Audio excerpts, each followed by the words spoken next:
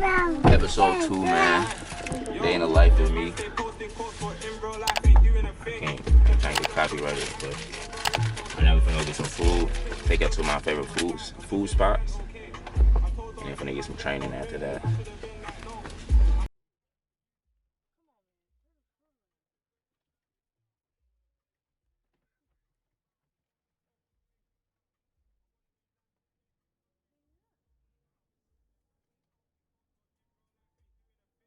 Them y'all look good on IG, in real life don't look the same. My opinion does not need a reply, I'm just here to vent, okay. I told all you man yes, but really I should have been like no. That man get cold for gal, but me I just hit that one in my teeth.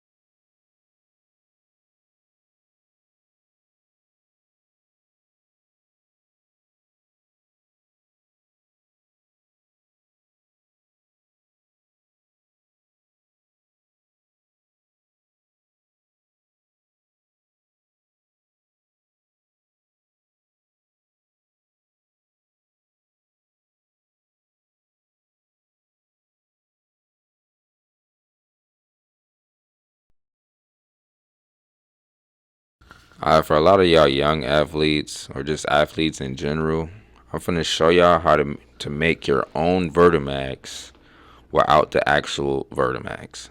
So pretty much what you want to do is grab a band, the resistance band, any kind of band that you want to use or you feel like it's gonna, push you. But also you can mess with all types of different bands. Like it don't really matter. But anyways, right here I have a green band. It's kind of like the harder one, but not that hard. And then after that, you want to get 100-pound dumbbell or maybe 110 or more than that. So what I'm doing right here is I pretty much looped it around. So you just want to go under and then loop it and then pull it so it can stay intact. And then after that, you want to get a belt that's like, I think those things, I'm gonna call it a belt, a squat belt. You want to get that, and after you do that, you're going to see right here how I put it together. So pretty much all you're going to do is just like, for me, this works well with setting it up when you're doing the Vertimax. Don't set it down because it does roll a lot. And I ain't trying to have y'all like roll y'all ankle or whatever the case may be. Like I don't want to be the reason y'all injure yourselves. So do be mindful, do be careful when you are doing this. Make sure you do it with somebody. If you don't have somebody, I'm going to show you an alternative, how to make sure the weights do not move at all when you are doing this. But just stay tuned and continue to watch as I continue to explain my story and whatever the case may be. So, but yeah, we finna get into this workout, man. This is my boy Cove, man. We call him Scoop, though. My man's a dog. I'm currently trying to get him to play overseas as well, because he can hoop. There's a lot of hoopers here from where I'm from that I feel like has potential, but are just scared to take that risk or really just put themselves out there. So, but there's a lot of hoopers here that I can name and go down a list of hoopers I played against and, whatever, or up and coming. Like, there's a lot of hoopers here, man, that I want to see actually make it to the next level just like me. And you got to think, like, my story, my history, like my story and my like background of basketball is not the same as everybody else from here. But back to what I'm saying, this right here, as y'all see, so you're gonna pretty much put the resistance band around the belt, and then as you do that, you're gonna pretty much self-explanatory, make sure you tighten it, Put it on a hole, whatever holes or whatever that is good for your stomach, not too tight. And you got your own self for Vertimax. Now you don't have to spend $1,000 or have to go pay somebody else to use their Vertimax. So, but y'all finna see what I'm talking about when I say it moves. Like as y'all see right here, y'all gonna see what I'm talking about. Like watch this, just watch as I continue to go. Now I'm gonna actually explain the workouts too. So right here, what I'm doing is pulse squats. So it's controlling your land. As you see, it's moving right here. Now y'all gonna see in this video an alternative to make sure it doesn't move. Now if you're doing it with a friend, you can have them hold it, like put their foot up like that, so it doesn't move.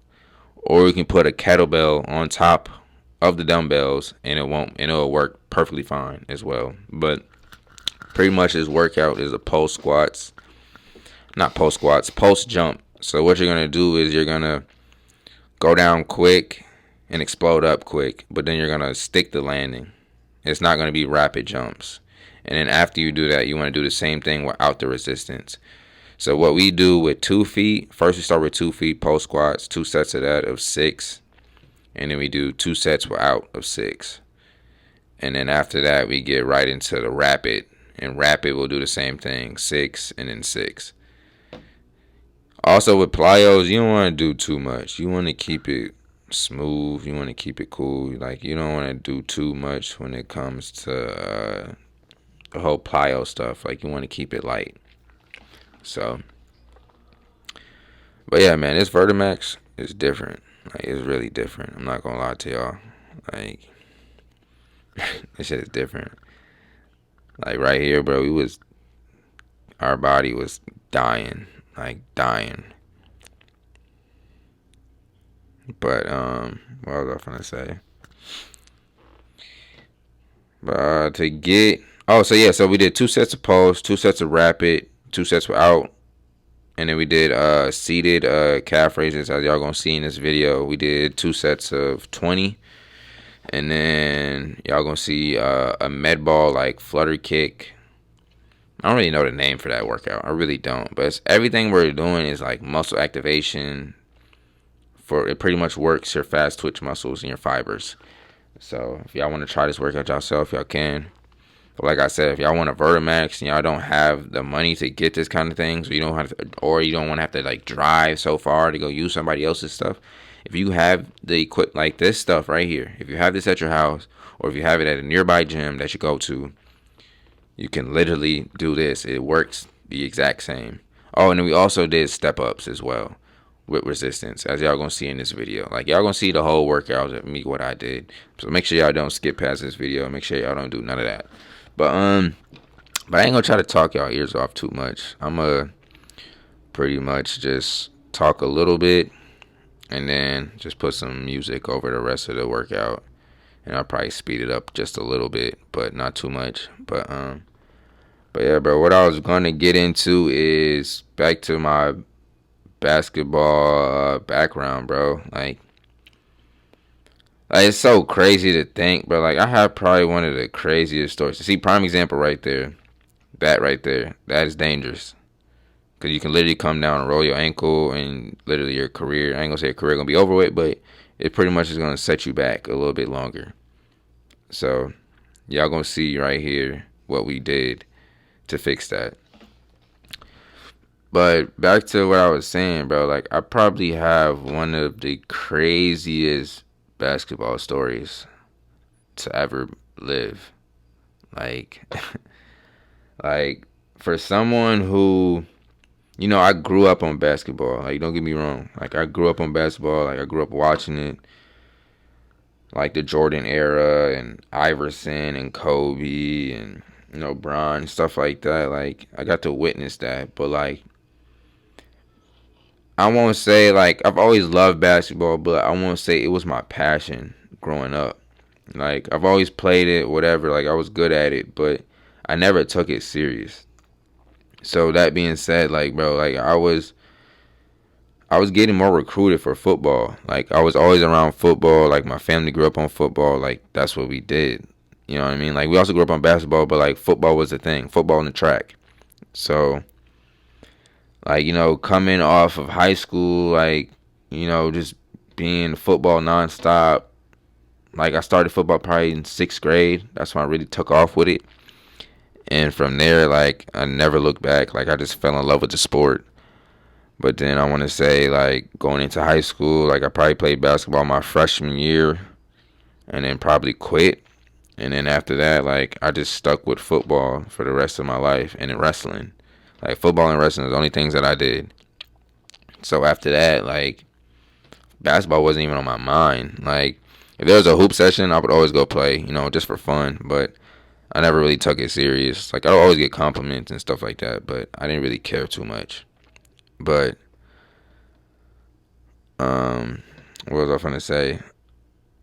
But yeah, bro, just like out of all my 4 years of high school, I never played basketball like that. I've always played MSCR or rec, but like I never played. You know what I'm saying? So it's like my story is crazy. Like it's crazy even to sit here and to really talk about and to really like share this experience with y'all because like why me? Like why did I get selected to go play professional basketball overseas and stuff like that? Like why not anybody else from my hometown? Why not anybody from other hometowns or states or etc.? Like, you know what I mean? Like why me?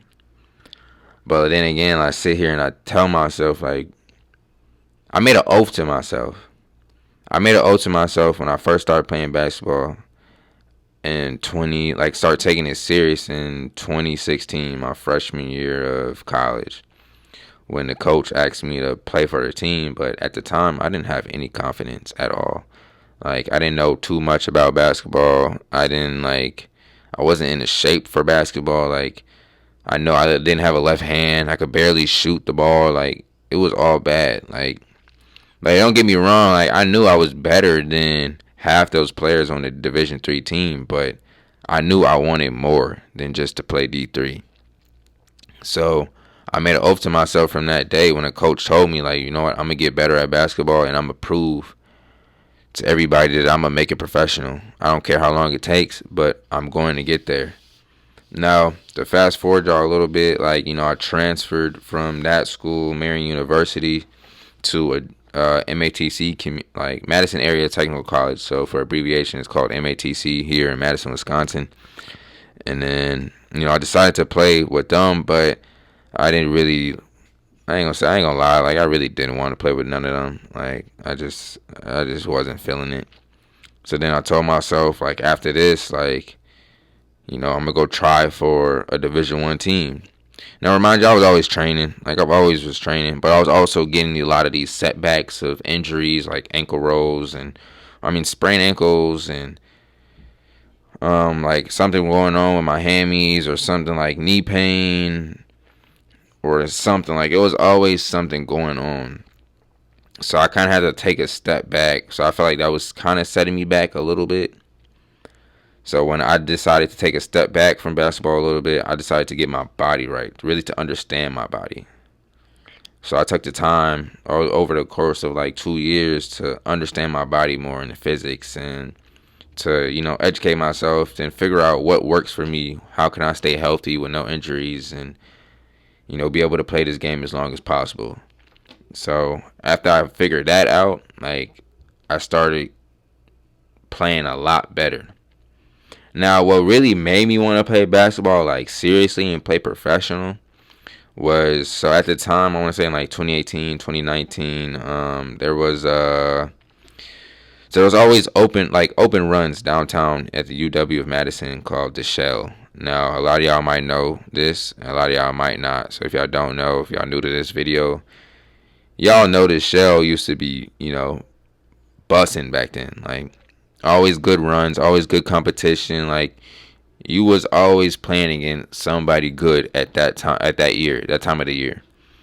So, at the time, like I was friends with this one dude. He ended up going to UW Madison. Then he ended up playing for UW Madison. So, that was lit. Like, I was happy for him and everything. But at the time, like it was just me and him because we was chasing the same dreams and. We go there and like we was killing. Like, we did what we had to do. Like there was days where we lost, but we was also handling ours. Like we was hooping. So then it came across the assistant coach for the UW Badgers and I think the point guard and a couple other players that play for the Badgers. Now we had a chance to go against them. Now me and him, like, we told each other, hey, we got to hoop. Like, it's time to, show out and show people that we belong here. And that's exactly what we did. Like, this time we was playing against like a lot of Division One pro players. A lot of it was. I think this was the time where like summer league players were coming there. We're getting ready to go to summer league and all this other fun stuff. Like that year, bro, I played against so much different comp and elite comp at that. But what started me to play basketball for real was when the assistant coach and the point guard from UW Badgers came up to me and complimented me, saying like, "Hey, like, do you go here? Like, I can get you on a team if you go here and etc. and blah blah blah." And he was like, "You can really hoop. Like, where do you play at?" Hearing that type of stuff like really boosted my confidence to another level. Like, that's what really made me take basketball serious. Cause like when you hear something like that from a high caliber player, a high caliber coach, you know what I mean? Like that plays in the Big Ten, like it would literally change your whole perspective on how you take basketball. And like most people are probably like, oh, like I appreciate it, but like I don't really, I just play for fun. But like to me, it wasn't like that. Like when I heard that, like it kind of just hit home. But like also it hit home because I didn't know how to react or how to respond. Because I hate when people ask me like, oh, where'd you play at? Or where, like, because I never know how to answer that question. I never do. But like, cause like I could never say, cause why I say that is because like I never played D1, I never played high school basketball like that, I never played college, like I have no stats to prove that I played at this level. So that's why I hate that question, because it kind of sounds like a failure in a way, but deep down inside, like to me, I see it as a blessing now, and I'm more grateful for it because I can literally sit here and say, I didn't play high school basketball like you. I didn't play college basketball. I don't have the stats. I don't have the accolades. But guess what? I took a risk and I went to go play professional basketball in Mexico. Not a lot of people can say that. And I'm playing against one of the best leagues. Like, it's not just no weak league that you just go play in. No. Like, it's one of the best leagues that you can literally play in. And I handled my own. Like, I literally averaged 19 points, 10 rebounds, 5 assists, 2 steals, 2 blocks, and my turnover ratio was probably like 4 or 5, I believe. But like I was shooting probably like 80, 85%, maybe even 89% from the free throw. My 3-point percentage was probably like 40%, if I'm not mistaken. So like I was playing good. Like I got stats to prove it. Like I was hooping. So like it's a blessing to even sit here and even share this story with y'all. But back to the story. I don't want to like cut. Like I feel like I'm kind of like messing y'all head up with everything. But yeah, bro. When I heard that, like I took the time to get my body right, healed everything, and take training like super super serious. So I decided to. I felt like I wasn't getting the right training here in Wisconsin. So I decided to move to Arizona. And once I moved to Arizona, like I moved there with no plan. Like all I knew was I was going to train for basketball. I was going to train people in the gym, like a personal trainer, and I was also going to get back into school. Now I didn't know how I was going to do that. I didn't know who I was going to start training. I didn't know who was going to train me. Like I didn't know. Like I had no idea. Like I pretty much went out there blind. So I literally, like after a while, like I want to say probably like after a couple months to a year, like I would just go up to the runs. Like there's this gym called Vasa. Now I would always go there. At that time when I was going, like it was so lit. Like in the summertime, like I mean the gym was packed out. Like I ain't gonna lie, I used to have the gym packed out.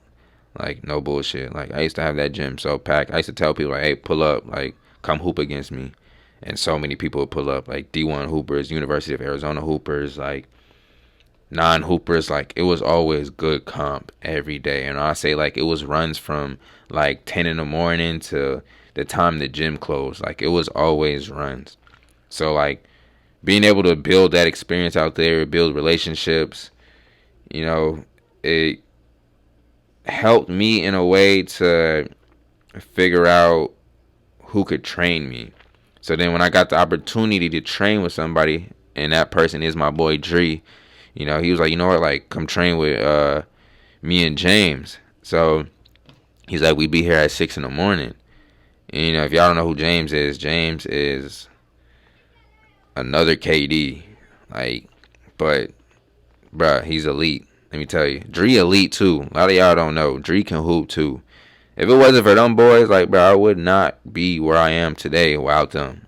So I'm always gonna talk about this because I pay homage to them. Like they took the chance on me when they didn't have to. Like James was coming off his collegiate career where he, you know, getting buckets. He just got done, you know, playing overseas and everything. Like my man's is a bucket, you know what I'm saying? And Dree just got done playing with his college and stuff like that. But like, you know what I'm saying? Like these two high level players took a chance on someone like me who didn't never played nowhere. Like someone who just trying to get the ins and outs of basketball. But they knew I had the passion for it. They knew I was gonna work hard. Like they always knew I was coming in and I wasn't trying to like fuck around. Like I was here to like prove myself. And don't get me wrong, like them days when I used to hoop with them, bro, like I could hoop, but like they used to like fuck me up. Like I'm not gonna lie to y'all. Like they really used to fuck me up. So seeing that kind of just like irritated me to the point where I was like, you know what, I need to get better. I need to get better. So like I said, like I pay so much respect and homage to them because bro, like they took a chance on me and I appreciate that shit a lot. Like that shit means so much to me because not a lot of people would you know do that. So you know, shout out to them boys. But after that training, like I literally told myself, like, okay, like I'm gonna get into school, which I ended up doing. I got into school. I went to Northern Arizona University, so abbreviation NAU. I tried to get into GCU, do a tryout, but I got into the school, but then ended up having complications. And then like I'll try to play somewhere else, ended up having get hurt, and then ended up going to NAU, but I wasn't able to go in person, so I could go try out or go talk to the coach. So I ended up just doing like a year and a half there, and then I ended up, you know, looking into Mexico at the time, and you know, there's more to the story, but I didn't really get too much into that. But then the pretty much a job or the position to go play professional basketball opened up for me. Now, right there, like that was God. Like God did all that for me. Like there was nobody else but Him. Like He did that for me. So I told myself, when I go out here, like I'm not gonna play. Like everybody is dog food to me. Like I'm here to kill. I'm here to stay for a long time. I'm here to prove that I belong playing professional basketball. Like I belong. I belong here. So. But yeah, man, like that's pretty much my story. Like I feel like I'm really talking y'all ears off, but I feel like y'all really have to understand this story and why I work so hard towards it and why I like to hoop and etc. Like this shit was not handed to me. Like there's hours and hours and hours spent day in, day out of training and stuff y'all really don't get to see like this. Like I'm always in the gym, I'm always training with somebody, I'm always at some type of runs trying to get better. Like I'm always doing something to perfect my craft. Like I'm never just sitting around on my ass and just, you know, just acting like, oh yeah, like give me the opportunity to play. Like no, if you really want something so bad, you're gonna have to take risks. Life is about risk taking. See, if you scared to do that, like you never gonna achieve anything in life. Sorry to say, like I'm just keeping it a buck. Like you can sit here and have all the dreams that you want, but if you're not chasing after your dreams, then what are you really doing with your life? You know what I'm saying? So, um, but yeah, bro, like just looking back and even talking about this story, bro, it's kind of crazy. Like I have a crazy story. So, but anyways, I just wanted to explain that story because, bro, literally anything is possible. Like anything is fucking possible. Just because you're not getting the recruits that you're looking for, or the scholarships, or the teams that you want, like that does not mean give up, bro. That does not mean give up. Like look at me, bro. Like I said, like I came from No stats, no nothing. I'm a nobody. And I went to go play in one of the best leagues in Mexico. And then literally got to play in a better league in Mexico called the LMBP. I got to train and try out with literally NBA players, G League players, Division One players, overseas hoopers, like all of that. And I did my shit. But that didn't work out because one, I didn't have an agent to represent me and to help me out. So that's another thing. You do need an agent when it comes to trying to play overseas. Like, it's not going to work out in your favors if you don't have one. So I would try to say invest into one. But how I got these job opportunities, bro, is literally just like I said, taking a risk. You got to be able to put yourself out there. You got to be able to know how to talk business, talk basketball. Really, just you can't be scared to just hey, like reach out to people and be like, hey, like give me an opportunity, or just show up and introduce yourself. Like that's literally all it takes. You know what I'm saying?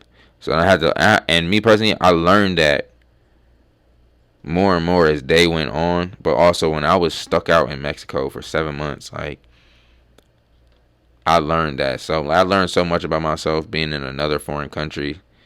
Like I highly recommend that to everybody. If you could ever go live in another foreign country for a while, like I would recommend it because it's gonna teach you so much about life, so much about yourself, so much about your spiritual, your mental, your physical. Like it's gonna teach you so much. So if you can ever experience that, I highly recommend it. Like don't try to stay in the States and be, mad or chasing after stuff that is just so unrealistic sometimes. So but yeah, bro. It's pretty much episode 2. I hope y'all enjoyed this story. If you ever got any questions, like don't hesitate to hit me up or just to ask me about anything. Like right now, as y'all see, I'm always with my boy Cove. We always putting in work. If y'all ever want to get some work in with us, you can. But my goal right now is to get my dog to go play overseas as well. Like he deserves that opportunity. Little do y'all know. Like he really deserves that shit. Like he don't work hard. He work harder than anybody I know. Even myself. Like, hey bro, really be putting in that work, bro. He pushed me sometimes. And that's why I always want to come in the gym and be great. Get better. Like it's because of him. Like he pushes me. And I push him. Like we push each other. And that's all that matters. Like there's certain things that he do that I feel like I can learn from, and there's certain things I do that he can learn from. And that's the whole point of like friendship and having a dog by your side who, kind of do the same stuff as you. But nah, but like he's a dog, bruh. If y'all know, y'all know. So my goal right now is to get him to play on a professional team just like me, man. And then hopefully get more people involved that want to chase this dream just like me or have the same type of story or some type of story to them. So, but yeah, bro, I'm going to end this voice recording right here. I hope y'all enjoyed this little voiceover of me talking. I know I kind of talked y'all ears off, but I also hope y'all was paying attention to the workouts as well. Now, this is stuff that we do on a daily or probably like a split. So we'll do it every Tuesday, Thursday, and Saturday. And then the other days is like strength training and like recovery, upper body work, stuff like that. So y'all gonna see more of that as these episodes go on. I don't know how many episodes I'm gonna do, but I don't know. We're gonna figure it out. But stay tuned to episode 3. Got some big stuff coming up in that one. And I hope y'all enjoyed this, man. It's your boy E-Rose, and I'm gonna go ahead and let y'all finish watching me work out with my dog. And I'm gonna put some music over it.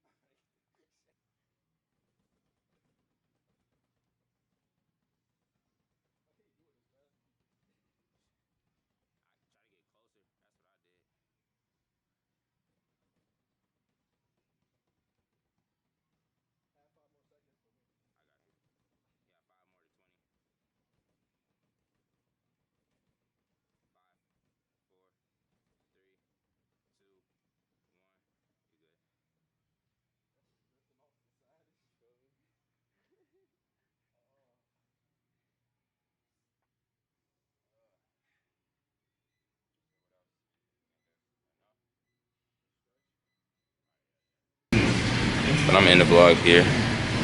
I'm gonna catch y'all on episode 3.